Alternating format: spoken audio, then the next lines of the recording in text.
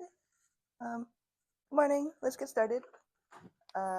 So hopefully this works. Welcome to lecture 2. We're doing parallel algorithm analysis today. And just a couple reminders, homework 1 is now out. It's on parallel algorithms, and homework 0, is everybody able to see it? All good? Okay, yeah, so that is due Friday. It should not take you super long, like less than 1 hour probably. And there's the TA review session, which is also on Friday at 1 p.m. It's online, and the link is in Zoom. I think it's on Canvas somewhere. So if you have any issues, let me know. Yeah. Okay, so there's 2 parts today. One is like analysis measures for parallel algorithms. Another one is like refining the model. So we're just going to do super basic review to start. Does everybody here, like, everybody here's taken algorithms? Okay, we know how, that's called like sequential algorithms, I guess, if you haven't taken a parallel algorithms class, which means that the steps run just one after another. That's sequential or serial algorithms, and we have notions of time in traditional algorithms, T of n. We have this notation, big O, omega, theta. So just to recap, like, what are the definitions of these things?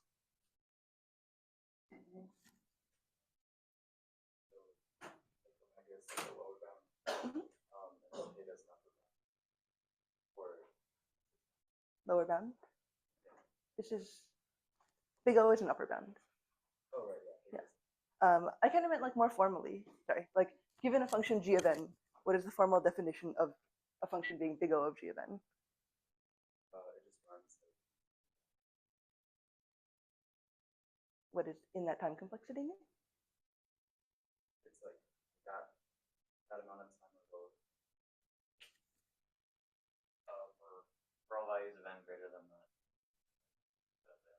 constant n naught, we can multiply this value by some value such that for O of n it's less than that, omega is the value is greater than that. Good. Everyone got it? So yeah, so I was just looking for something a little bit more formal. Given a function g of n, something being big O of g of n means that after some set constant here and not, if you multiply g of n by some constant c, the function p of n is bounded above by c times g of n. And similarly for omega, but it's just on the lower side. And something being theta means that it's both big O and big omega of that function. Is this good for everyone? Okay, great. So this is traditional asymptotic analysis. We're going to use this going forward. So like last time I said that there are 2 main kinds of parallelism. One is shared memory parallelism, which means that you have one main machine and you have the shared memory and it's connected, and you have a bunch of processors and they're connected by the network. And this again is this example of shared memory processing. And you can have, this is like multi-core processing, and you usually have multiple processors on one single shared machine. Again, for distributed memory parallel computing, that's slightly different. Rather than one machine, you have multiple machines, and they're all connected by the network, but each one has a separate memory. So you can imagine like that shared memory computer is copied a whole bunch of times, and you connect it through some network.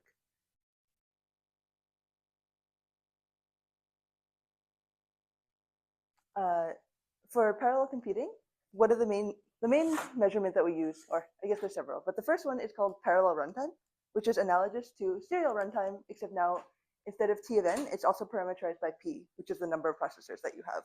So T of n, comma P is how fast your parallel algorithm is running. Its size n, and you have P processors. And P can vary. So like in these examples, P is 6, because you have 6 processors. Oh, sorry. I guess for folks who weren't here last time, please put away your laptops if possible, unless you really need it. Thank you.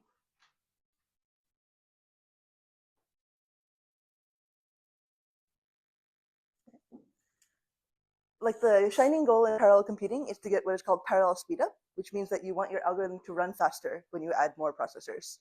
And it actually turns out that it's not always the case that this is easy to get. So speedup is just defined as the runtime of the best sequential algorithm divided by the runtime of the parallel algorithm. And one thing to note is that speed up without any qualifiers, the two things, like in the numerator and the denominator, might not be the same algorithm. So like you could have a sequential algorithm that is not easily parallelizable, but it might be like the most efficient sequential algorithm. And so your parallel algorithm, which may be different but more easily broken up to run faster than your sequential algorithm.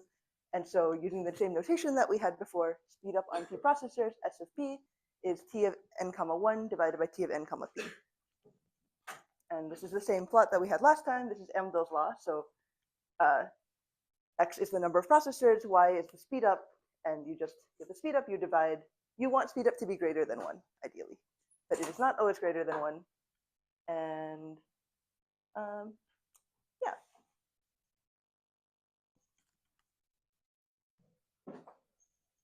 Okay, so we can do a small exercise. The speed up is bounded, the speed up is parameterized by P and it's bounded above by P. And we're going to prove that by contradiction. So suppose that, just for the sake of contradiction, that S of P is greater than P. And so you just substitute in the definition. Like I said, speed up is T of n comma 1 over T of n comma P. And that would be greater than P. And you just multiply on both sides by T of n comma P. Does it make intuitive sense why this would be true? Like you have P processors from kind of like a high level. Each one can do like one step of computation at a time. So you can do at most P times faster than your initial serial algorithm, which is running one step at a time. That makes sense? Yeah. Okay, so this is saying that your parallel algorithm is fast, that your serial algorithm is, so like the T of n comma P is you have P processors and each of them is running some stuff, and T of n comma P is the time at which the last one finishes. And so P of P times that is like just, you kind of like imagine concatenating P of them one after another. And this is saying that your serial algorithm is slower than that, concatenating all the parallel steps together. Okay, so now we have the super fast parallel algorithm, and we can use it to design a new sequential algorithm by simulating the actions of processors. Like I said, using this new parallel algorithm, you can simulate it on one processor by just running all of the steps one after another. Does that make sense? Like how you can simulate, you can always reduce a parallel algorithm to a serial algorithm by just reducing, like you just run the steps serially.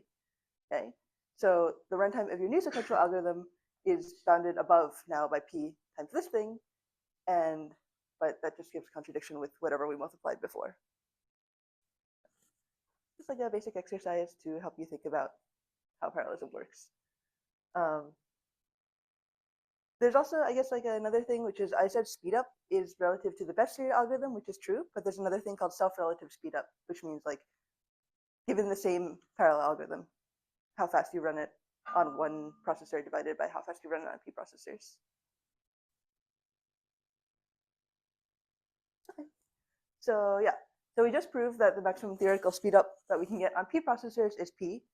In practice, there are cases when we might get superlinear speed up, which means that we get more than P speed up. And one possible reason is cache behaviors. So like I mentioned in the last lecture, machines actually have a cache hierarchy, which means that they have multiple levels of memory, and memory is actually the bottleneck for a lot of programs. And when you add more processors, often you get more memory, either in the form of cache or in distributed computing in the form of distributed memory. And so like more things may fit in cache. So the overall runtime may improve even more than P. Yes. What was the type of speed up calls? Are you just maxing out all the steps? Oh, that's not speed up. That's just like a way to simulate a serial, or that's a way to simulate a serial algorithm using a parallel algorithm. I mean, like the n comma 1 This thing? This is just the time that it takes to run on one processor.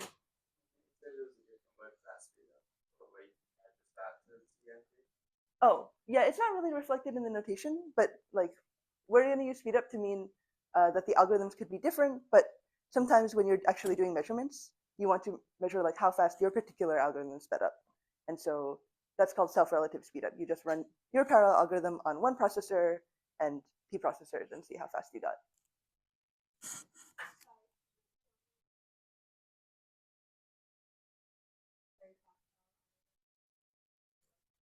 yeah, so we did this multiplication.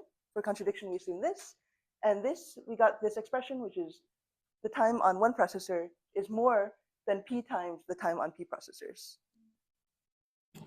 So this is saying, like, had we concatenated all the times together on p processors, that would still be slower than the serial algorithm that we assumed for contradiction. However, now the next step is like taking this parallel algorithm that we had, we can use it to make a new serial algorithm, because we would just take all the steps and like concatenate them on one processor, and then that time would be less than like what we assume was the best serial algorithm. Yeah, and so by contradiction, like that could not have been the best serial algorithm because we just got a faster one by just simulating it. Yeah, thank you. There was another question, maybe? Yes. So are the hashes stored inside this, or the It's a good question. Yeah, so it really depends on your machine. There's levels, so usually L1 and L2, like they get bigger as you go down. So L1 and L2 are the smallest levels, and L1 and L2 are usually local to the cache. L3 and L4 and DRAM, I guess L4 is like DRAM, are shared between the processors. And then this is like one node in your distributed computer, and then you would have many of these, and the distributed memory is not shared. Good question. Okay. So in addition to speed up, there's this related measure called efficiency. And efficiency is just a measure of how effectively the resources are being used. And the shining goal of parallel computing is to develop work-efficient parallel algorithms, which means that the parallel algorithm performs no more than a constant factor of work relative to the best serial algorithm for the problem. So you can kind of always like often in parallel algorithms, you add like maybe a log factor or even more of extra work, which is like the steps or operations that you have to do. So you get easier speed up, or like that's easier to break up somehow. But ideally, you don't want to increase the work. Ideally, you want to get good parallelism without increasing by any significant factor, like the actual operations that you have to do. So efficiency is rather than time. Previously in speed up, this was time. Now it's work, which is measured in operations from a theoretical standpoint. Like work is like measured in the same units that whatever you're doing, like T of n and big O is measured in. So efficiency is work done by the best sequential algorithm divided by work done by the parallel algorithm. And T of n comma 1 is the work done here. And yeah, so efficiency is defined as this: T of n comma 1 divided by P times T of n comma P. And you can notice that this is the expression for speed up. So efficiency is speed up divided by P. And as we just proved, this thing is bounded by P, so this thing is bounded by 1. Usually in practice, if you ever like plot efficiency, like the upper line is at 1 and you kind of see it drop off. Because when you get more processors, you get more what is called like parallel overhead, which means like you have to coordinate and share the work. So you usually don't get 1 efficiency. All right, so we can do some examples. So matrix oh, sorry, yes, please. In the previous slide, we say work of a parallel algorithm is P times T of NP. So does that assume that the entire program is parallelized, or like does it take into account that only part of the program might be parallelized? It's a good question. So T of n comma P is the time that it took the longest processor to finish. Like you have P processors, and they, like in that diagram that I showed earlier, like the bars show the work that each one is doing, and not all of them have the same amount of work. Like it is unlikely that you can perfectly distribute the work. And so, but the parallel algorithm is called finished when the last one finishes. And so the time is then P times the time that it took the last one to finish, or the work, like the time that your cycles or like your machine is occupied. P processors are occupied by for this time.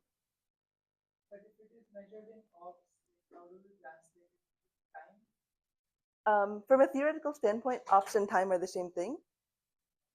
Sorry. Time is this because like the time that your machine is occupied is T, but the number of operations that your machine is occupied for is p times the last processor that had to finish. Because there are p operations happening simultaneously per processor. Yeah, good. So that's the difference between, for serial computing, work and time are the same. For parallel computing, work, the upper bound on work is p times the time that the longest processor was running for. Yes. Okay. Okay. So we can go back to matrix multiply. For simplicity, we can assume that the matrices are square. This is just how you would write it, 4 lines of C. You have your matrix output C, you have your inputs A and B, and your matrices are n by n. And this is how you, this is like the, your 3-loop version of matrix multiply. You add into C, you accumulate into C like some dot product of A and B. What is the serial work of this algorithm?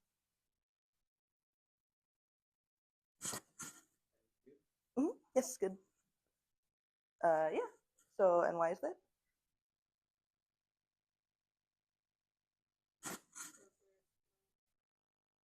Mhm.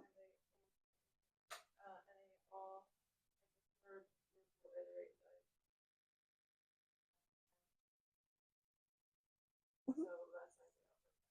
Yes, good. Yeah, so exactly. This is the serial work. As you said, like there's 3 loops, each one is n, and you just multiply n by 3 times because there's 3 of them nested. Okay, so suppose we have these 2 algorithms for parallel matrix multiply. And parallel algorithm 1, the problem size is the same, it's parameterized by n. Parallel algorithm 1 runs on n cubed processors. Remember that the second argument is the number of processors. And parallel algorithm 1 runs in theta log n time. And algorithm 2 runs on n squared processors and runs in n time. Okay. So we can go back to these measures that we just had, speed up and efficiency. Reminder up above that the work is theta n cubed. And so let's just go through this. What is the speed up? And remember that the speed up is the serial time divided by the parallel time. So for algorithm 1, what is the speed up?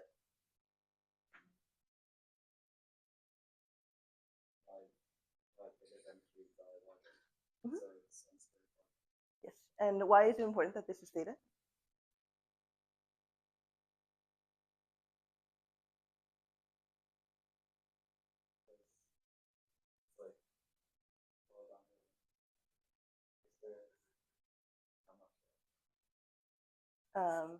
So the argument for speed up required, I can give a hint, like it required you to divide them. And maybe somebody can tell me why you can't divide in big O.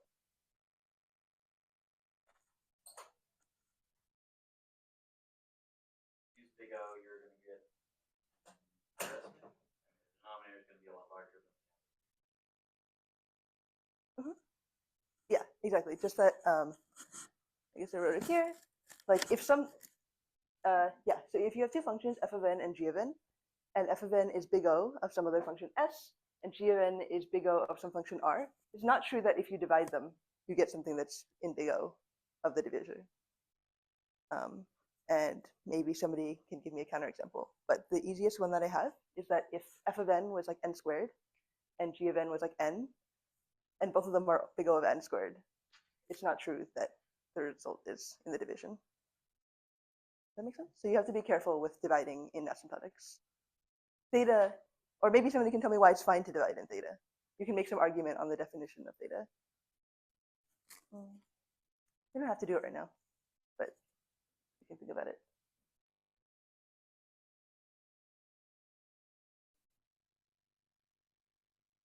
That's just given by the problem. Yeah, we're given like for free these 2 algorithms. These are the runtimes of the 2 parallel algorithms.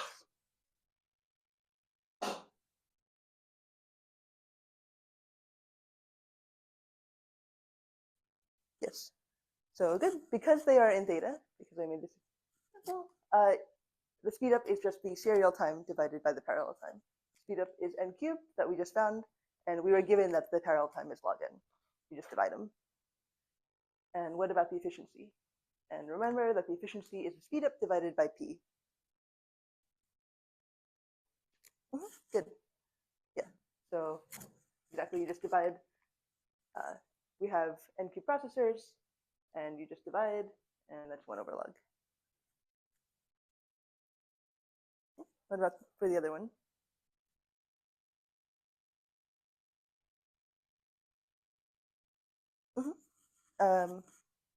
Theta n squared. Speed up is serial time divided by parallel time. And how about the efficiency?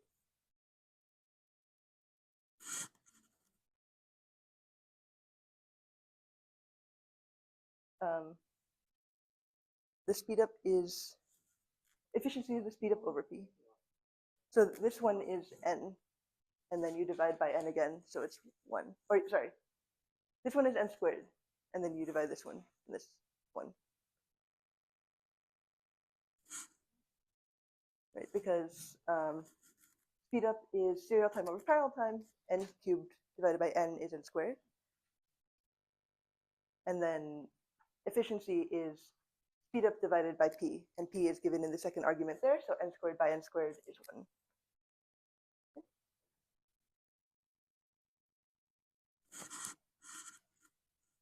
Okay. So yeah, so we have these two seemingly competing measures, speed up and efficiency, and it looks like this one is better for speed up. N cubed over log n is better than n squared, but this one is better for efficiency. You want to be closer to, for speed up, I guess for both, yeah, for both up is good. But this is bounded above by 1, and this is 1, and this is log, or 1 over log. So from efficiency standpoint, you prefer that one, and from speed up standpoint, you prefer that one. Yeah, so one question is like, which one should we be optimizing for, speed up or efficiency? It seems like it's not necessarily true that a speed up with, or an algorithm with good speed up or efficiency gives you the other one immediately.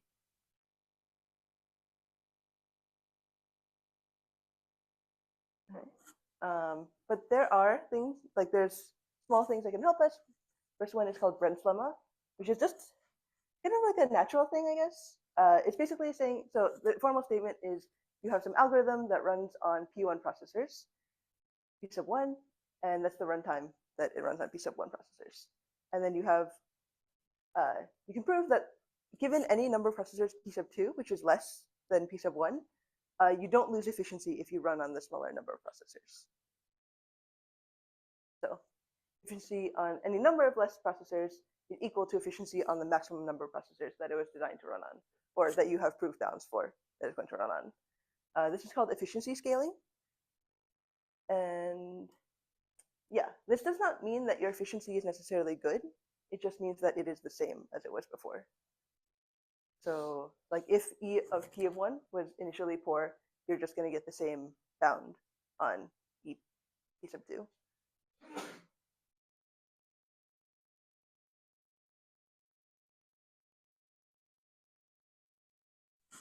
Okay, and the way that we prove it is, again, like simulating smaller number of processors with more number of processors. So if you can run on you run on P sub 2 processors, which is the smaller number, let each one simulate like the division P sub 1 over P sub 2. And there's this tiny issue, like maybe they don't perfectly divide. If they did perfectly divide, you would just be able to run them directly. If they don't perfectly divide, you can take the ceiling. And I'm not going to prove it because it's ugly on the slide, but you lose at most a factor of 2 in the efficiency. So yeah, so the way this works is that you have the time on fewer processors, and you simulated this number of steps, P1 over P2, which is a number greater than 1. And that you multiply by the time that it took you to run on P1 processors. So you're going to run slower if you run on fewer processors, because this thing is bigger than 1, this thing is bigger than 1, and so this is going to be greater because you multiplied by something more than 1. And then you just substitute in the definitions that we had. So the efficiency is the speed up divided by the number of processors. And we have P of n P2, and we just put in this expression that we had for T of NP2. You just put it there. And like these two cancel out. And now, again, this is the expression for efficiency of P1. So you can see like the math is not very deep, like basic substitution. But it's kind of a nice thing because it tells you that you don't lose anything theoretically, except runtime if you run on fewer processors.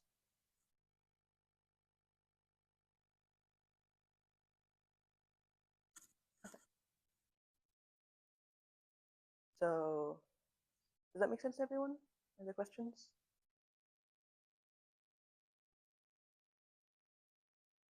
Okay. Yeah. So at a high level, what this lemma tells us is that we should be optimizing for efficiency because you're guaranteed to run efficiently on any number of processors less than the number you can run on. And often, like I was showing like in the example, like n squared or n cubed number of processors, you often don't have that many processors. Like if your problem is of reasonable size, like for example, if you had like 1,000 processors, or if n was 1,000, like you can easily see that n squared and n cubed are much larger than any number of processors that you could reasonably have. Yeah, so this is the algorithm that we had before. So we had algorithm 2, which is it runs on n squared processors and it takes time theta n. And we have this other algorithm that runs on n cubed processors and it takes time log n. So how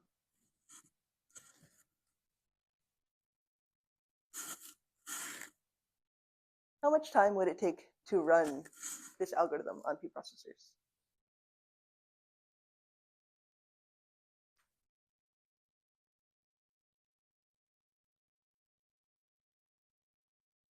I'll give you a hint. The work of an algorithm is the processor time product. So if you multiply, this is the number of processors you have, this is the time. The work is this times this. So the work would be n cubed log n. And the time to run on P processors would be dividing by that.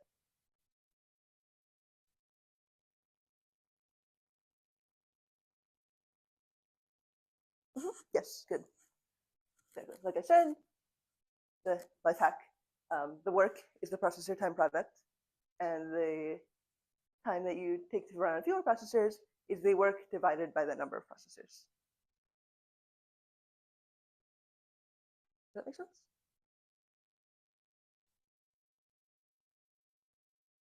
Okay, so yeah, so you can see that on P processors, this algorithm 1 is going to take n cubed over P times log n time. And what about for algorithm 2? Yes. Yeah, so again, you multiply these two to get the work, you divide by P to get the time on P processors. And now you can see that that one is better than that one. There's n cubed over P that has an extra log n factor. And the reason was that this was not work efficient because the lower, like the serial algorithm is n cubed and this is n cubed log n. So like, I guess what this tells us high level about algorithm design is that designing for speed up at the cost of work efficiency is not worth it because from a practical standpoint, you usually run on much fewer processors. So if you give up work efficiency, your thing will not scale even on small processors.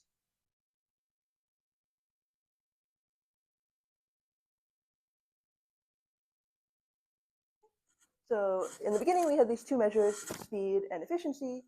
And the point of speed is you want to minimize the time given the smallest possible value of processors. Efficiency, you want to maximize efficiency such that P is the largest possible. And like I said, to get fast parallel algorithms, you want to target efficiency because as we just showed, efficiency can give you speed up.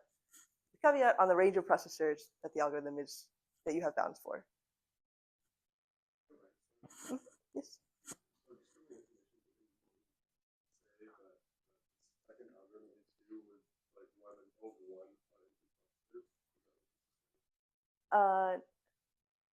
Not necessarily, because you have only bounds up to n squared. But you're only guaranteed this time or efficiency bound on fewer processors. From someone gives you fewer processors, not more.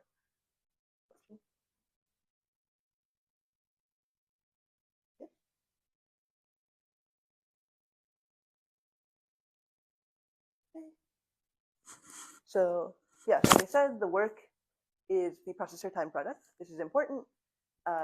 And so that's an easy way to check that the algorithm is work efficient or not. The number of processors is the second argument. The time is the thing in the theta. If you multiply them, you can see that this is n cubed log n, and both of these are n cubed. So both of these are work efficient.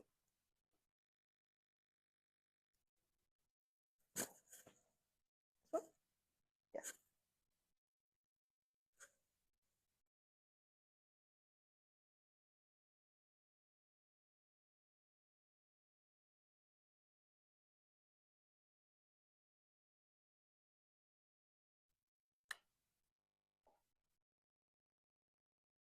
Yep, thank you. All right. Yeah, so one question that we're going to answer next is that if you have two work efficient algorithms, how do you choose between them? Yes.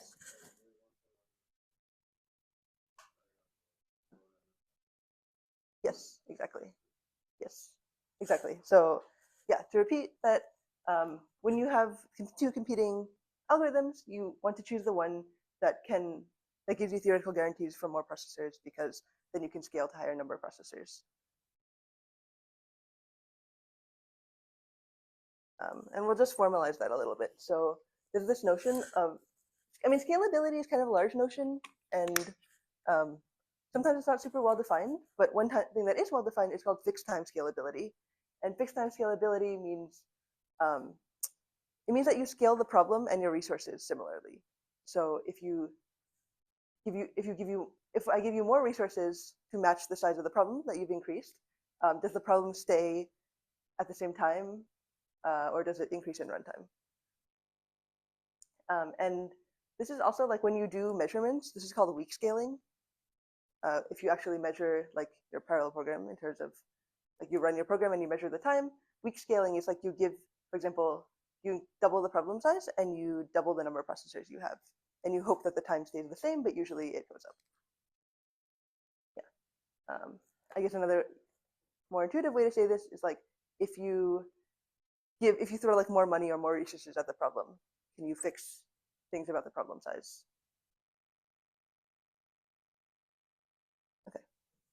So let's go back to matrix multiply. Let's say we have this ideal algorithm. It runs in time order 1 on n cubed processors. You can't do better than this. You have n cubed work. You're not going to get this algorithm. This algorithm doesn't exist. But if you could, it would be great. And like we said, the time on p processors is n cubed over p. And yeah, so fixed time scalability is if you increase the problem size, you increase the processors by a similar amount. So because the work grows cubically, we also increase the processors with the work, not necessarily with like the length of the matrix. So yeah, so if you double the length of the matrix, the problem size grows by 8. So you try to add 8 times more processors. And so that would be 8n cubed divided by 8p, which again gives you the same time bound. So that's like fixed time scalability. We increase the problem size, we increase the processors, and you hope that you end up with the same time.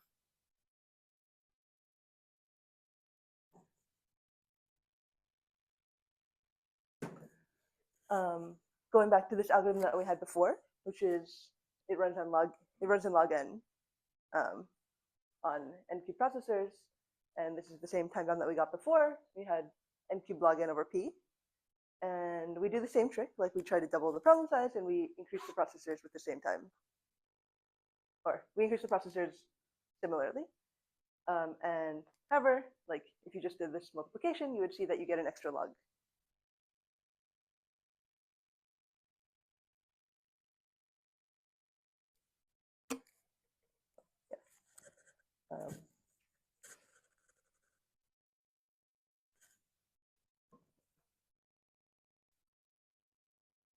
Yeah, so going back to this example, if we have two efficient algorithms, which one you should prefer? This one goes up to n squared, this one goes up to n. And somebody already said that in general, you should prefer the one that uses more processors. And this is saying that since this grows, the number of processors grows with n squared. If you quadruple the number of processors, you double the runtime because n, how do you say this? Like to get n squared to grow to 4n, you don't have to exactly double the problem size. And however, like here, if you double n to double the problem size, then the runtime will grow with 4 because it's n squared.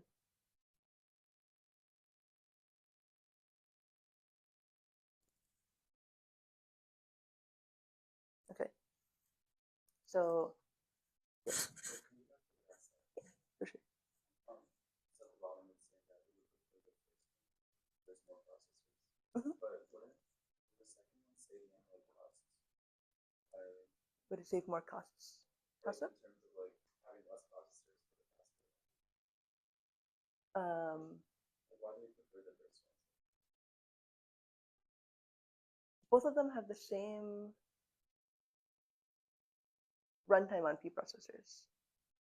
Okay. I was Right. just confused by like the range.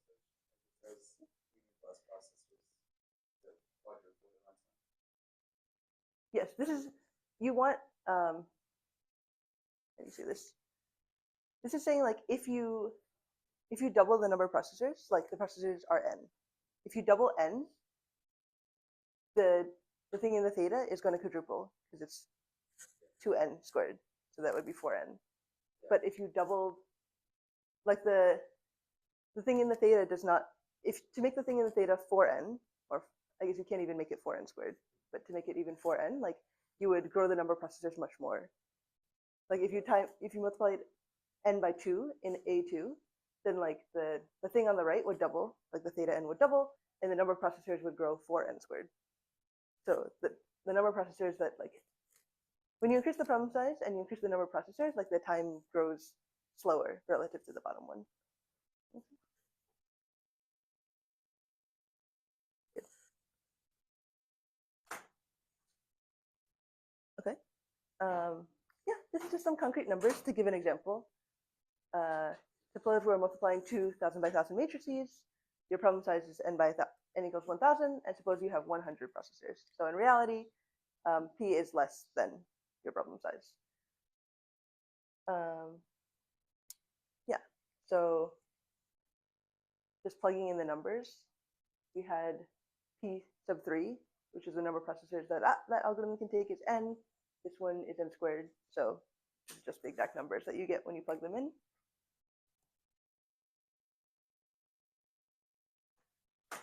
If you double the problem size, so it would become n is 2,000, the work becomes 8x because you have matrix multiply, and so we multiply the processors also by 8x. And so P is 800, P3 grows with n, so that equals 2,000, and then P squared, or P sub 2, is now 4 million, that's 2,000 squared. And in this case, you could use either algorithm, because Brent's law tells us that if you have fewer, you can always, if you're given an algorithm that can use more, you can always use fewer.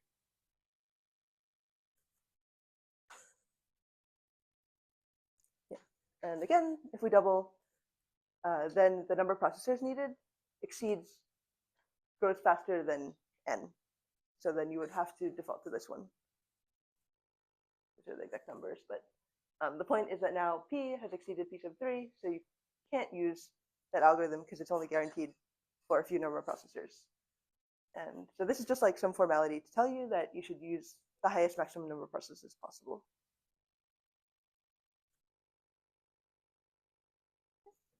So to summarize the section, the first step is to maximize efficiency. You should always choose a work efficient algorithm if you have it. And the second step is to choose an algorithm that can maximize the number of processors that you can use. This is kind of nice. It makes it pretty simple to immediately discount some options. Okay, questions? Good. All right, so do another example. This is parallel sum. So parallel sum is kind of like, in my view, there's like one original parallel algorithm, and maybe it's parallel sum, and it's probably parallel prefix. But parallel sum is an easier example than parallel prefix. So this is just given n numbers, compute their sum using p processes. And we have this kind of simple algorithm. There's two steps. The first one is serial. You have n numbers, you cut it up into p chunks, and you sum them up locally. And so that's n over p, and each one gets n over p. They may not perfectly divide, but you get slight imbalance at most. The second step is parallel. You want to add the p numbers using p processes. And the way that you can do this is in this tree-like reduction. So you can add pairs in parallel next to each other. And then after you have done these, you can add the resulting pairs in parallel again until you get to the end. So yeah, we can start. What is the serial runtime?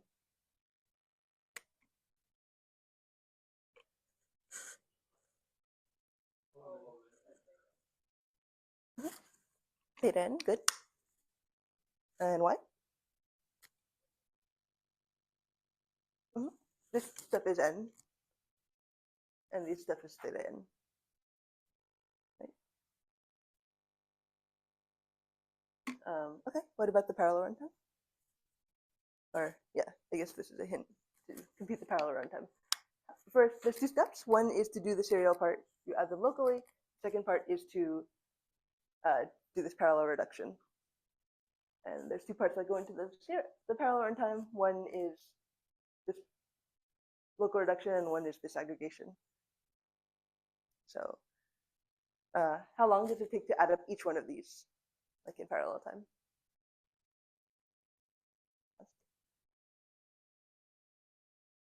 N divided by p, because each one of these processors has n over p numbers. And to add them all, you need to take n over p time. And then what about the height of this tree?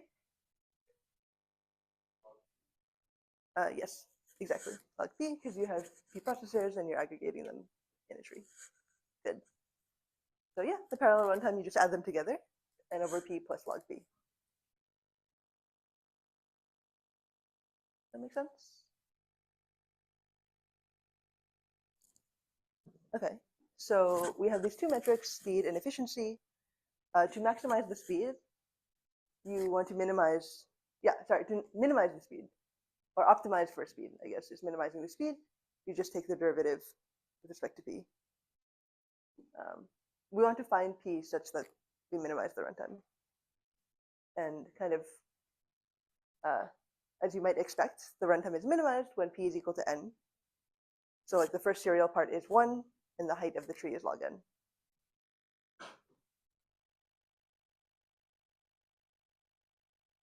People like remember how to take derivatives? It's probably been a while.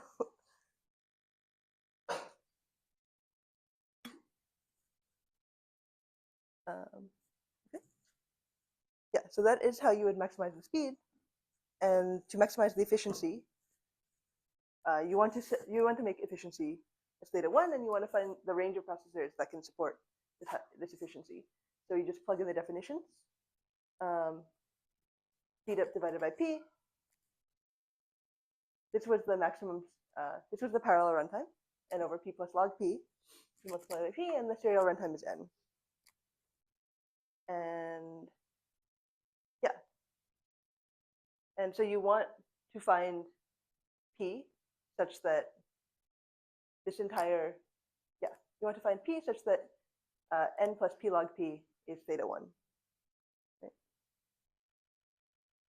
And that means one way to do it is you just make p log p order n. Does it make sense? Like if this thing is order n, then the entire thing is theta 1. Okay. And to do that, we want p log p equals order n, and the magic we can guess, I'm not going to prove it here, that p is order n log n, or n over log n, sorry. And if you substitute in p, so you have p log p is order n, and you substitute p is this thing, that's p times log this thing,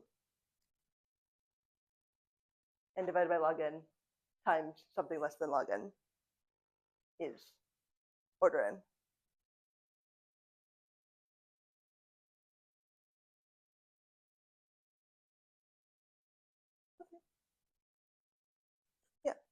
So that is the first part. People good? Other questions?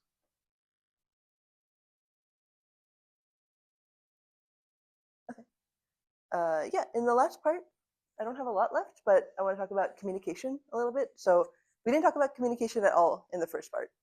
That's just about parallel speedup.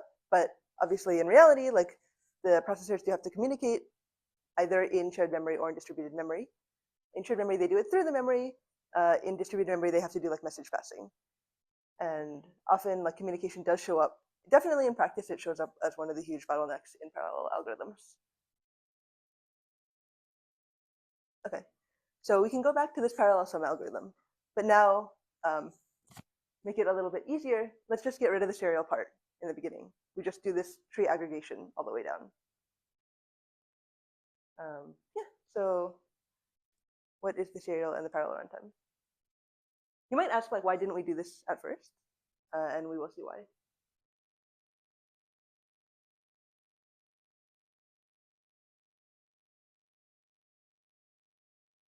Okay, so we can start with the serial runtime. So you just do this pairwise addition, and then you just do it all the way down. This part, these all have to happen. These all happen in parallel. You can't move on further down until you finish this layer.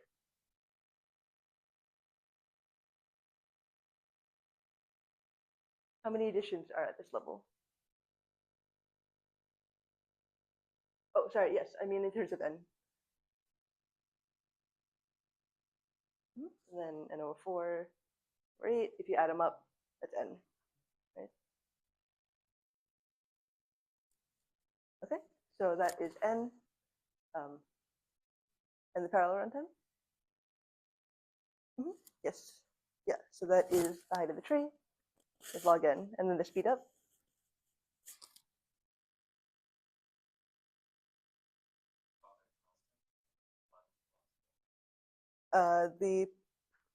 In the parallel runtime, it is, I think it is maybe either minus or plus 1. Well, this is 8. 1, 2, 3, and then this is 3. But maybe if it's not a perfect power of 2, there might be like an extra plus 1. But it is definitely theta log n. And the speed up?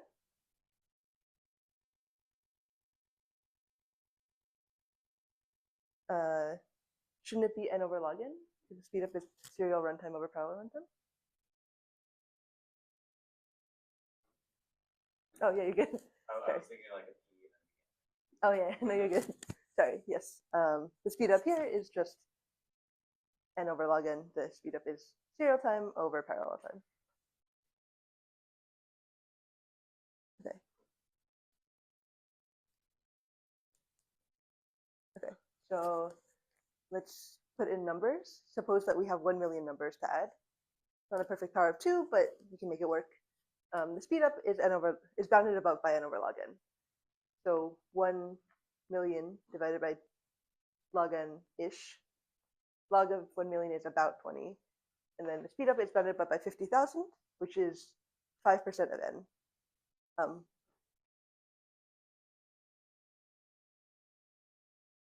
Which is maybe a little disappointing. I don't know. I mean, log n is pretty good in terms of the parallel runtime relative to the time. But I think it's just because like the work is so small, like the work is linear, so the speed up is also bounded. The speed up is bounded also by like the work divided by the parallel runtime. Okay. Yeah, so we can refine our parallel model a little bit. In reality, we have interconnect networks, which means that the processes are connected by some kind of hardware, usually a bus, where the memory has to transfer. So both in shared memory and distributed memory is even worse, that you have to transfer through the network. But the way it works is that you have these processors, each one with one number, and then you have to transfer data between them to do the additions. Because you need to, like one processor needs to have both numbers to do the addition. Yeah, so this transfer latency is usually parameterized by tau. Transfer latency relative to the compute speed is parameterized by tau. Sometimes also called alpha, if you look at other slides. yeah, and depending on what machine you're in, and like if you're in distributed or not, the transfer latency is usually depends on what level of cache you're in, but like in distributed systems, transfer latency can be 10,000 times slower than compute time. Yeah.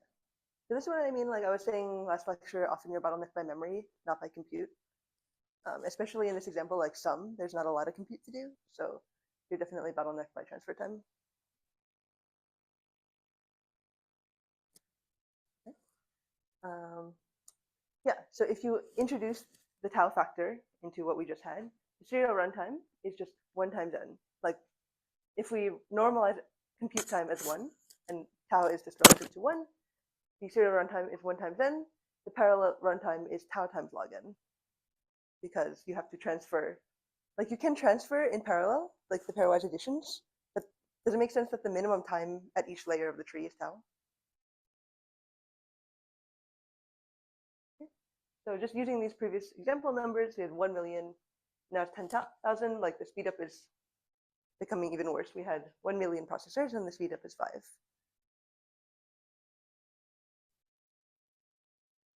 Okay. How can we improve it? Mm-hmm. Mm-hmm. Yes, good. Yeah. So we can go back to this initial algorithm that we had, where you add up some things locally, and then you do as much as you can locally, and then you just aggregate them in a tree. The exact same thing that we had before. And I'm not going to say anything about the network, like topology or interconnect, because we're going to talk a lot about it later. But assuming that you can send, assuming that you can all send, you can send these all in parallel, which means that every layer would have tau, then we can analyze the serial and the parallel runtime. Okay, serial runtime is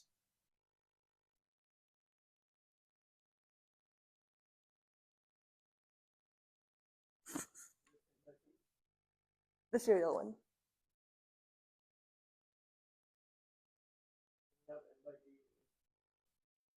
Uh-huh.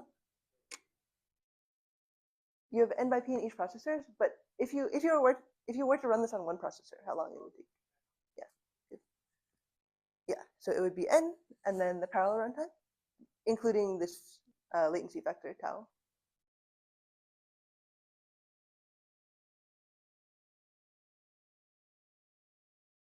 So good, yes, exactly. Good, because there's this local part which is n by p, and that's normalized to 1 because it's just local computation, and then you have to do log p like levels of communication at tau each. And then the speed up,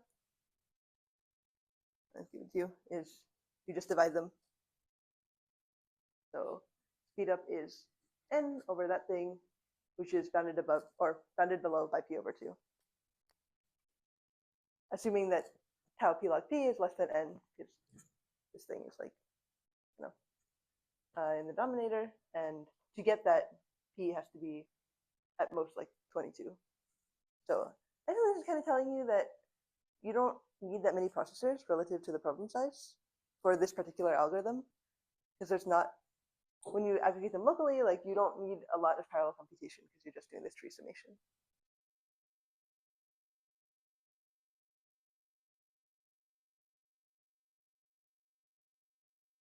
Okay.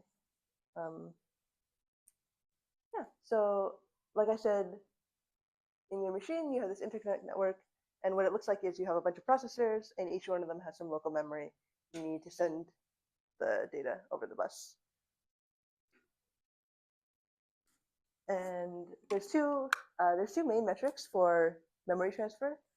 The first one is latency, which we just talked about, which is like the startup cost to transfer any data. And there's bandwidth, which is the average rate at bytes per second that you take to send or receive the data. So you can think of bandwidth like this. Low bandwidth means like you're not sending many things per second, and latency, and high bandwidth means like usually like if you've ever seen like a spec for like, for example, like a memory bus, it's measured in like gigabits per second, for example, and that is bandwidth. And latency is just the startup cost, like how long does it take to send something end to end, and that is the tau factor, and that is fixed regardless of how many things you are sending. But if you send more things, the bandwidth can help you because you can fill the pipeline with more stuff to send.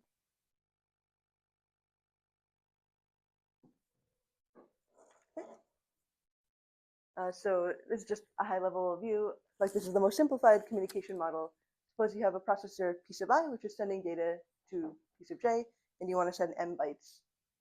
The transfer time is just the startup time plus bandwidth times how much you have to send, like bytes per second times bytes.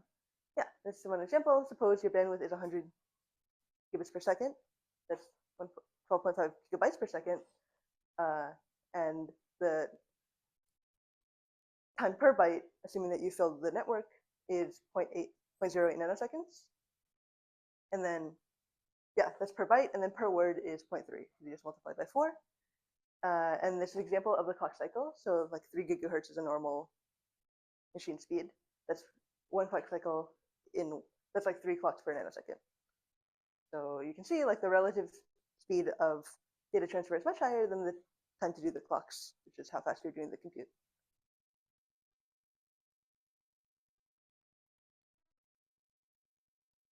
Yeah, so this is all I have to say. The goal of parallel algorithm design, you first want to make it work efficient, and then, which means that you get asymptotically equal work to your serial algorithm. And then after that, if you have multiple efficient algorithms, you want to optimize for the number of processors that you can use. Your parallel speed up, like the first part of this, we didn't talk about interconnect or data transfer, but in reality, your speed up may be limited by your interconnect network. And like we did in the sum, you can sometimes improve your speed up by portioning the amount of parallel work you do, which is maybe a little counterintuitive, but as we saw in the math, it actually does work out sometimes. Thank you.